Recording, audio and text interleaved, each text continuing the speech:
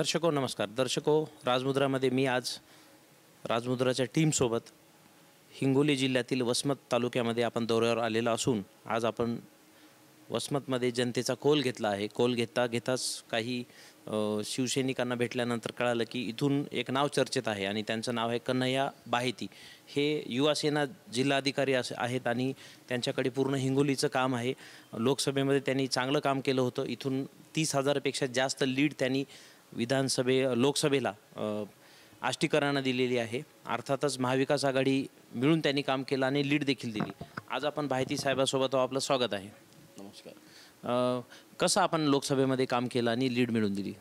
लोकसभेला तर सर्वप्रथम आम्हाला चिन्हच नवीन होतं. चिन्ह नवीन असल्यामुळे कसं आम्हाला डोर टू डोर फिरणं फार आवश्यक झालं होतं. सोशल मीडिया माध्यमातून ठीक आहे, एक यंग जनरेशनपर्यंत ठीक होतं, पण आपले एकदम वयस्कर वयोवृद्ध लोक जे आहेत त्यांना शिवसेनेचं नवीन जे चिन्ह आहे सध्या मशाल, हे सांगण्यासाठी आम्हाला खूप आतोनात प्रयत्न करावे लागले.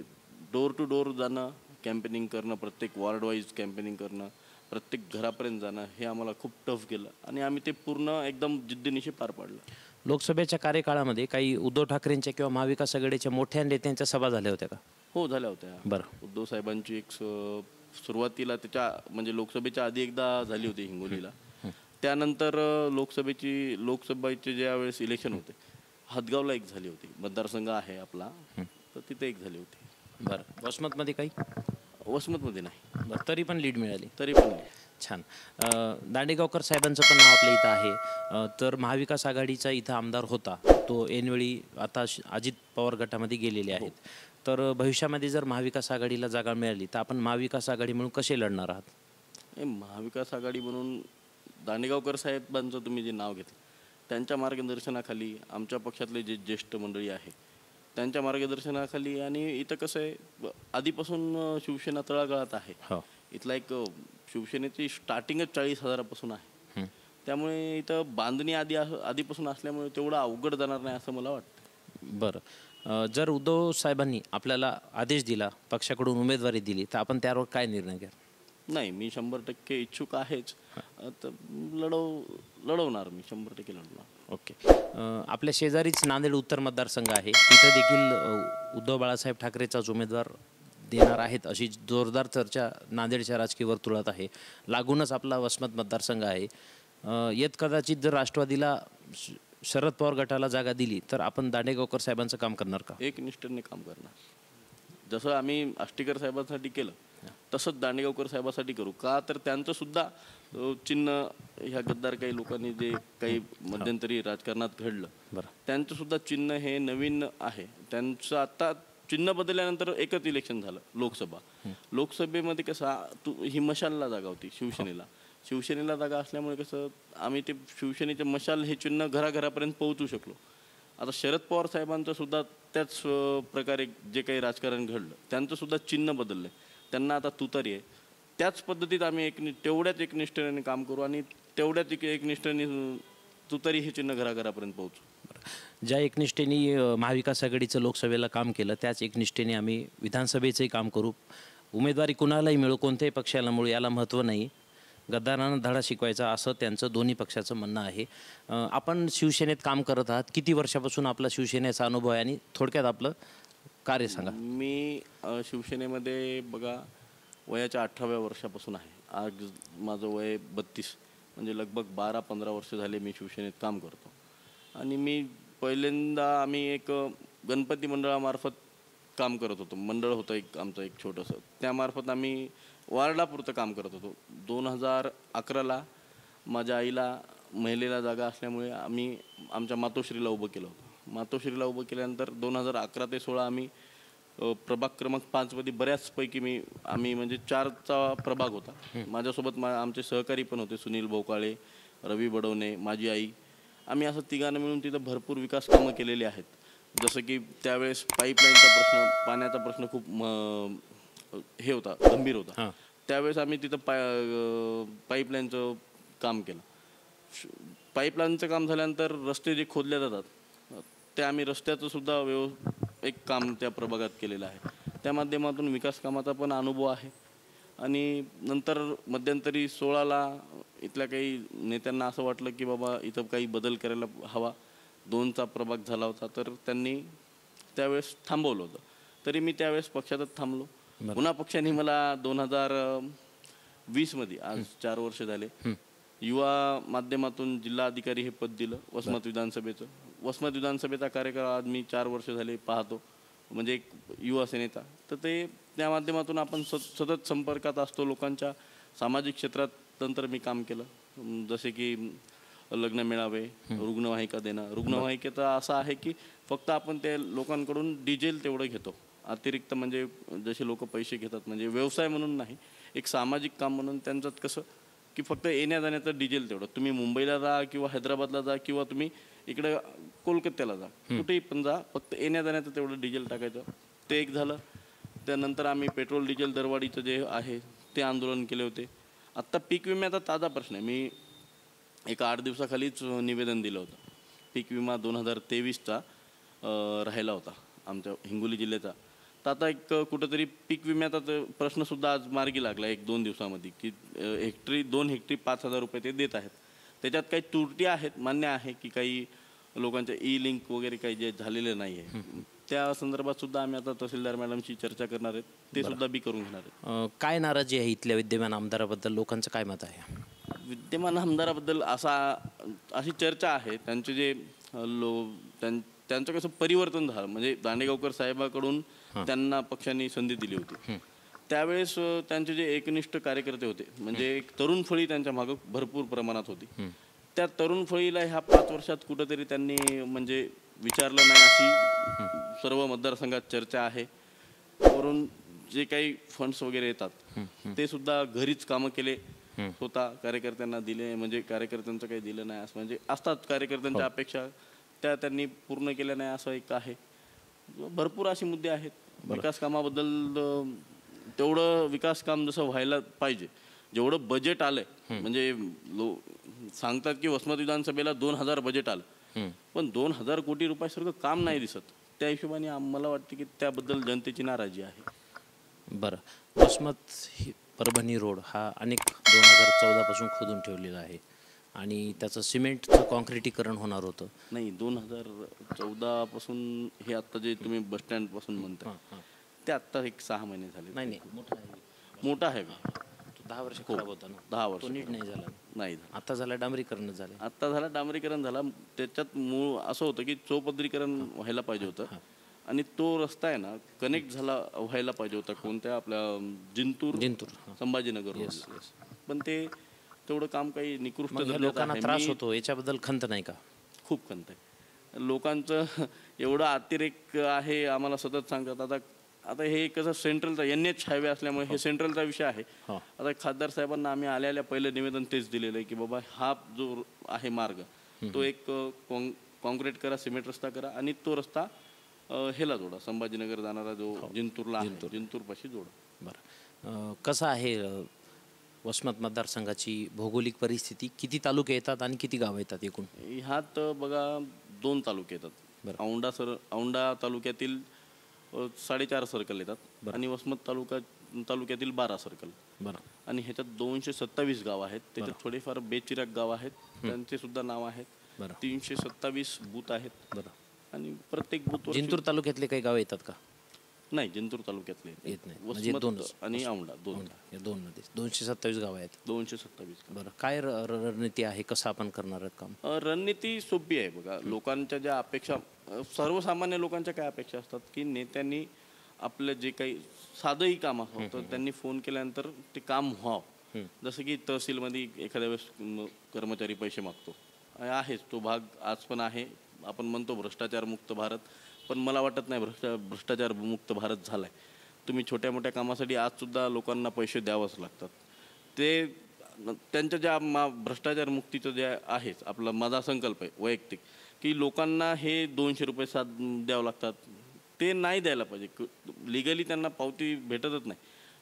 कोणतंही काम तहसीलला असो किंवा तुमचं MSCBला असो, कुठेही असो, ह्या लोकांना आजसुद्धा पैसे द्यावंच लागतात. आपण म्हणतो ऑनलाईन, पण मला तरी वाटतं ऑनलाईनमध्ये सुद्धा भ्रष्टाचार थांबला नाही. तर हे भ्रष्टाचार मुक्त करण्याचा माझा संकल्प आहे वसमत विधानसभा. बरं, आमच्या चॅनलच्या माध्यमातून आपल्याला महाविकास आघाडीचे सर्व कार्यकर्ते बघत आहेत. निवडणुकीची तयारी कशी राहणार आहे आणि आपण कार्यकर्त्यांना काय सल्ला द्याल? मी कार्यकर्त्यांना एकच सल्ला देईल, निवडणुकीची आत्ताच आपण एक 3 महिन्याखालीच आपण एक निवडणूक लढलो आहोत. त्याच्यात आपला विजयसुद्धा झाला आहे. पण त्या विजयाच्या आनंदात नच राहता येणारी विधानसभासुद्धा आपल्याला महाविकास आघाडीलाच निवडून आणायची आहे. महाविकास आघाडीचाच उमेदवार निवडून आणायचा. त्या अनुषंगाने आपण घरपर्यंत जाऊन आता मशाल असो, तुतारी असो किंवा काँग्रेसचा पंजा असो, आपल्याला पटवून सांगणं आहे की आपला उमेदवार जो कोणी असेल, तो महाविकास आघाडीचा जो कोणी उमेदवार असेल तो कसा आहे, किती म्हणजे त्यांनी काय काय कामं केलेले आहेत. जसे दांडेगावकर साहेब होते, त्यांनी सुद्धा त्यांच्या कार्यकाळात जे काही कामं केलेत ते आपल्याला सांगणं आहे. आता आम्ही तरुण आहेत, ह्यात बाबा मला संधी भेटली तर मी जे काही कामं केलेत तर शिवसेनेच्या लोकांनी ते घराघरापर्यंत पोहोचवणं हे गरजेचं आहे. माझंच नाही तर महाविकास आघाडीच्या काळात सुद्धा उद्धव साहेब ज्यावेळेस मुख्यमंत्री झाले त्यांना किती वेळ भेटला आपल्याला सुद्धा माहिती आहे. लगेच कोरोना आला, 2 वर्ष कोरोनात गेले आणि पहिले 6 महिने सरकार स्थापनेत, नंतर 5 महिने भेटले. 5 महिन्यात काय म्हणजे एकदम सुरू झालंच आणि हे कोरोना आला की कसं एकदम 2 वर्ष आपले पूर्णतः त्याच्यातच गेले. नंतर उद्धव साहेबाला बॅक पेनचं जे काय ऑपरेशन झालं त्यांच्यात त्याचे 6 महिने गेले. त्या सगळ्या परिस्थितीचा ह्या लोकांनी म्हणजे कोरोना काळात जे काम चांगले केले. आमच्या इथे एक बाळू पाटील म्हणून आहे, शेतकऱ्यासंदर्भात बोलतो. त्यांची मोसंबी जात होती कोरोनाच्या पिरियडमध्ये कुठं एक मेट्रो सिटीला जात असेल तर त्यांना अडवलं होतं माजलगावला. तर त्यांना अडवल्यानंतर ते तिथले कर्मचारी, जे कोणी अडवलेला कर्मचारी आहे त्यांनी पैशाची मागणी केली होती. तर शेतकऱ्याच्या मालाला त्यावेळेस उद्धव साहेबांनी सांगितलं होतं की कुठंच अडवायचं नाही. त्यावेळेस मग त्या अडवल्यानंतर त्यांना कोणतरी उद्धव साहेबाचा नंबर, एक हेल्पलाईन नंबर दिला होता किंवा उद्धव साहेबाचा नंबर भेटला होता. त्या नंबरवर त्यांनी मेसेज केला की असा मला प्रॉब्लेम आहे. उद्धव साहेबांनी एका साध्या कार्यकर्त्याच्या मेसेजवर डायरेक्ट आपल्या परभणीच्या SP ला फोन केला की असं असं तुमच्या एरियात ह्या ठिकाणी गाडी अडवलेली आहे शेतकऱ्याची, ती बघा आणि ताबडतोब त्या शेतकऱ्याची गाडी सोडायला सांगा. ते काम उद्धव साहेबाचं म्हणजे काम खूप छोटे, पण त्यांची जी शेतकऱ्याबद्दलची जी सहानुभूती आहे किंवा त्यांचं जे शेतकऱ्याबद्दल धोरण आहे ते आज आपण जनतेपर्यंत नेणं गरजेचं आहे. ते सुद्धा आपण घेऊन जा. शरद पवार साहेबांनी जे काही केलेले चांगले काम आहेत ते सुद्धा सांगा. राहुलजींनी जे काही कामं केले आहेत, नाना पटोलेजीने जे काही कामं चांगले केलेत, महाविकास आघाडीच्या काळात जे काही धोरणं आपण आखलेत ते प्रत्येक घराघरापर्यंत जाऊ द्या. जसे की त्या काळात कोरोना काळात कोणी कोणाला विचारायला तयार नव्हतं. 10 रुपयामध्ये आपण शिवभोजन थाळी दिली. नंतर प्रत्येक एरियात प्रत्येक विधानसभेला ॲम्ब्युलन्ससुद्धा उपलब्ध करून दिल्या अतिरिक्त. म्हणजे आधी तर होत्याच, पुन्हा अजून ॲडिशनल त्याच्यात ॲम्ब्युलन्स वाढवल्या. आरोग्यसेवा कशी एकदम व्यवस्थित हाताळली. इतरत गंगेमध्ये शव वाहून जाऊ लागले आणि आपल्या इथं लोकांचं मृत्यूचं प्रमाण महाराष्ट्रात कमी आहे. धारावीसारख्या म्हणजे एरियामध्ये किती कंट्रोलमध्ये ठेवला मुख्यमंत्री साहेबांनी. जर धारावीत कोरोना स्प्रेड झाला असता तर आपण त्याचे परिणाम किती वाईट झाले असते हे सगळ्यांनाच माहिती आहे. उगा आता राजकारण करायचं म्हणून काहीतरी विरोधी त्यावेळेसच्या लोकांनी केलं. आत्ता पण आहेच तसं की उद्धव साहेबांनी काय केलं. अरे काय केलं म्हणजे त्यांना कोरोना काळामध्ये उद्धव साहेबांनी किती चांगल्या प्रकारे काम केलं हे सर्व जनतेला माहिती आहे. आपण हे काम कार्यकर्त्यांनी घराघरापर्यंत नेणं गरजेचं आहे. त्याच्याने महाविकास आघाडीचा मतदार वाढेल. बरं, हिंगोलीमध्ये आपण पाहतोय विधानसभा मतदारसंघ वसमतमध्ये महाविकास आघाडीमध्ये एकी आहे, एक वाक्यता आहे. आपण वसमतचे नागरिक आहात, जन्मापासून आपण वसमतला राहतात. मोठी बाजारपेठ वसमत आहे. इथे हळद असेल किंवा मग इतर पीक आहेत, अजून सोयाबीन आहे, याची मोठी बाजारपेठ आहे. मराठवाड्यातून शेतकरी इथं हळद घेऊन येतात आणि बाजारपेठेच्या हिशोबाने कसं बसस्टँड असायला हवं, कॉलेजेस असायला हवेत किंवा स्वच्छतेचा प्रश्न आहे, असे काही इथं मोठ्या समस्या आहेत का?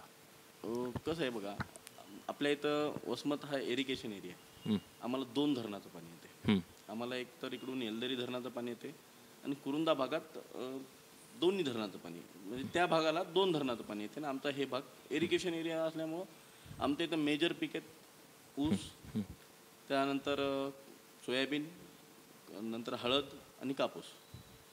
अशा प्रकारे हे 4 मेजर पीक असताना आमच्या इथं ऊसाला पण तेवढा भाव भेटत नाही. इतर आम्ही बळीराजाला पाहिलं तर 2700 रुपये भाव भेटतो, तर आमच्या इथं 2400-2500च्या वर भाव भेटत नाही. हे सर्वसामान्य शेतकऱ्यांचं मत आहे. तर ऊसाला सुद्धा भाव भेटायला पाहिजे. त्यानंतर सोयाबीन खूप मोठ्या प्रमाणावर घेतलं जातं. आता माझा व्यवसायच फर्टिलायझरचा असल्यामुळे मला हे चांगल्या प्रकारे माहिती आहे. तर सोयाबीन जे ऑइल मिल्स म्हणा किंवा मग असं एखादं सोयाबीनवर जे काही असतील ऑइल तयार होतो सोयाबीनकडून, असं मोठा प्रोजेक्ट सोयाबीनवर इथं उपलब्ध नाही. आपल्या इथं MIDC आहे, पण MIDC मध्ये असं एक मोठा शेतकऱ्याशी निगडीत असा मोठा काही प्रकल्प झालेला नाही. जे हळद संशोधन केंद्रसुद्धा जे झालं त्याच्यात शेतकऱ्यांना हळद संशोधन केंद्र जे हळदीवर आपण संशोधन करणार, पण अजून तरी मला असं कोणी शेतकरी येऊन भेटला नाही की त्याचा आपल्याला काही म्हणजे वैयक्तिक फायदा होणार आहे. आणि दुसरा भाग म्हणजे कसं आहे, इथल्या लोकांना इथले जे मुलं आहेत, आता तुम्ही शिक्षणाचा विचारलं तर बाहेरची संस्था एकच मोठी संस्था, इतरच दुसरं मोठे कॉलेज नाही, एक ITI कॉलेज, बस संपला विषय. मध्यंतरी महाविकास आघाडीच्या काळात 100 बेड्सचं हिंगोलीला काहीतरी MBBS कॉलेज मान्यता भेटली होती, ती सुद्धा मी आता राजकीय वर्तुळात ऐकतो की ती सुद्धा रद्द झालेली. तर इथं शैक्षणिक क्षेत्र झिरोमध्ये आहे. बरं, आम्ही इथं फक्त काय नंतर मग आम्हाला अपेक्षा होती की एक इंजिनिअरिंग म्हणाल, पॉलिटेक्निक किंवा BHMS BAMS असे कॉलेज यायला हवे होते, पण इथं ते आले नाहीत. तर शिक्षणाचा पण खूप मोठा प्रश्न आहे. त्यानंतर तुम्ही आता वसमतला आले तर घाणीचं साम्राज्य तर तुम्ही पाहिलं. वर्षाला आमच्या इथं नाही म्हणलं तरी स्वच्छतासाठी 1 कोटी रुपये असं काहीतरी समथिंग खर्च होतो. 1 कोटी कशाला म्हणतात? 1 कोटीमध्ये आपण किती सुंदर शहर ठेवू शकतो, पण त्या प्लॅनिंगला सपशेल हे लोक म्हणजे सपशेल नापासच ठरलेले आहेत. आता 1 कोटीमध्ये जिथं तिथं कचरा दिसतो आम्हाला. वसमतमध्ये कचऱ्याचं साम्राज्य म्हणून आम्ही एकदा घोषित करणार आहेत. तो हे कचरा साम्राज्य, एवढी मोठी नगरपालिका असताना सुद्धा इथं कचऱ्याचे ढिगार प्रत्येक ठिकाणी असतात. हे कचऱ्याचं साम्राज्य आहे वसमत. हे आपण पाहिलेलं, आपल्याला बी अनुभव आता येता बघितलंच असणार तुम्ही. हे एक प्रश्न आहे. दुसरा प्रश्न सगळ्यात महत्त्वाचा म्हणजे आमच्या इथं जे आहे ते काही भागात अजून पण सिंचनाचा प्रश्न राहिलेला आहे. म्हणजे शिरड भाग आहे, तो शिरड भागात सिंचनाचा खूप मोठा प्रश्न आहे. तिथं ते एक प्रश्न मार्गी लागायला हवा. त्याच्याबद्दल पण आमच्या इथं जे कोणी आता सध्याचा कार्यकाळ संपला, पुढे मी आलो तर मी सुद्धा प्रकर्षाने हा मुद्दा मांडल. माझ्या जागी कोणी दुसरं जर आलं त्यांनी सुद्धा त्या भागातील लोकांसाठी सिंचनाचा जो प्रश्न आहे तो मार्गी लावायला पाहिजे. हा एक खूप मोठा प्रश्न आहे. आणि रस्त्याचं पाहिलं तर मला तरी वाटते राज्य सरकारचं ह्याच्यात काही नाही. जे काही झालं तर नॅशनल हायवेज आहेत. म्हणजे असं आम्ही ग्रामीण भागातले आज पण रस्ते, तुम्ही जर ग्रामीण भागात गेले तर आज पण जशाला तसेच खड्डे आहेत. याच्यात काही असा मोठा असा बदल झालेला म्हणजे विकास झालेला मला रस्त्याच्या बाबतीत तरी वाटत नाही. बरं. आपल्याला जर संधी मिळाली आणि भविष्यात आपण आमदार झाला तर आपण कोणते महत्त्वाचे 5 मुद्दे मिटवणार? आधी मला सगळ्यात पहिले महत्त्वाचा मुद्दा आहे माझा की ग्रामीण भागातला प्रत्येक जो रस्ता आहे शहराला जोडणारा तो एकदम चांगला असला पाहिजे, क्वालिटी दर्जाचा असला पाहिजे. एक. दुसरा, आम्ही इथे शैक्षणिक MBBS कॉलेज किंवा पॉलिटेक्निक कॉलेज असे गव्हर्नमेंट कॉलेज आणण्याचा आतोनात प्रयत्न करणार. दुसरा, MIDC डेव्हलपमेंटचा सगळ्यात मोठा विषय आहे. MIDC जर डेव्हलप झाली, इथं वसमत शहरात कसं आहे सिंचनाचं क्षेत्र जास्त आहे, सोबत शिक्षणाचं सुद्धा क्षेत्र आहे. इथं शैक्षणिक क्षेत्रातले म्हणजे भरपूर मुलं उच्च शिक्षित आहेत. त्यांच्यासाठी परगावी जाण्यापेक्षा इथंच जर आपण MIDC डेव्हलप केली, मोठे प्रोजेक्ट इथं आले तर इथंच त्यांना हाताला रोजगार मिळेल आणि त्यांचे 4 पैसे जे राहण्याचे खाण्याचे जे काही जातील ते वाचतील आणि त्यांची अजून प्रगती होईल. तर आम्ही MIDC इथंच डेव्हलप करण्यासाठी आतोनात प्रयत्न करणार. उमेदवार कोणताही असो, पंजा असेल, तुतारी असेल का मशाल असेल, आम्ही त्यांना 100% निवडून आणू असं परखड मत आज कन्हैया बाहेती यांनी व्यक्त केलं आहे. आपण आम्हाला वेळ दिलात, आम्ही आपले आभारी आहोत. धन्यवाद. तर दर्शको, हे होते कन्हैया बाहेती, जे की शिवसेनेचे युवाचे जिल्हा अधिकारी आहेत आणि ते पूर्ण जिल्ह्याचं काम पाहतात. वसमत विधानसभा मतदारसंघाची त्यांनी जबाबदारी पार पाडली.